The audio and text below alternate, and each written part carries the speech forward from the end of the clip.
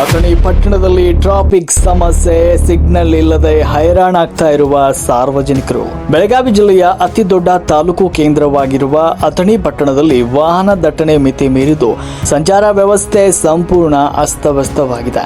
Signal ಕೊರತೆ, ಅಂಬೇಡ್ಕರ್ ವೃತ್ತ, Desai circle ಮತ್ತು ಬಸವೇಶ್ವರ ವೃತ್ತಗಳಲ್ಲಿ ಟ್ರಾಫಿಕ್ ಸಿಗ್ನಲ್ ಇಲ್ಲದೆ ಸಂಚಾರಕ್ಕೆ ಭಾರಿ ಅಡಚಣೆ ಉಂಟಾಗ್ತಾ ಇದೆ. ಇನ್ನು ಬಾಕಿ ಇರುವ ಭಾರಿ ಬೇಡಿಕೆ ಸುಗಮ ಸಂಚಾರಕ್ಕಾಗಿ ಪ್ರತ್ಯೇಕ ಟ್ರಾಫಿಕ್ ಪೊಲೀಸ್ ಠಾಣೆ ಮತ್ತು ರೋಡ್ ಬ್ರೇಕರ್ ಹಾಗೂ ರಸ್ತೆ ಓವರ್ ಬ್ರಿಡ್ಜ್ ಅಗಲೀಕರಣ ತಕ್ಷಣವೇ ಆಗಬೇಕಾಗಿದೆ ಮತ್ತು ಬೈಪಾಸ್ ರಸ್ತೆ ಕೂಡ ನಿರ್ಮಾಣವಾಗಬೇಕಾಗಿದೆ ಅಂತ ಸಾಮಾಜಿಕ ಹೋರಾಟಗಾರ ಮಹೇಶ್ ಶರ್ಮಾ ಅವರು ಹಾಗೂ ಪ್ರವೀಣ್ ನಾಯಕ್, ಕರ್ನಾಟಕ ಪರಿಶಿಷ್ಟ ಜಾತಿ ಪರಿಶಿಷ್ಟ ಪಂಗಡ ಮಹಿಳಾ ಸಬಲೀಕರಣ ಹೋರಾಟ ಸಮಿತಿ ಬೆಂಗಳೂರು ರಾಜ್ಯ ಮಾಧ್ಯಮ ವಕ್ತಾರರು ಆಗ್ರಹಿಸಿದ್ದಾರೆ.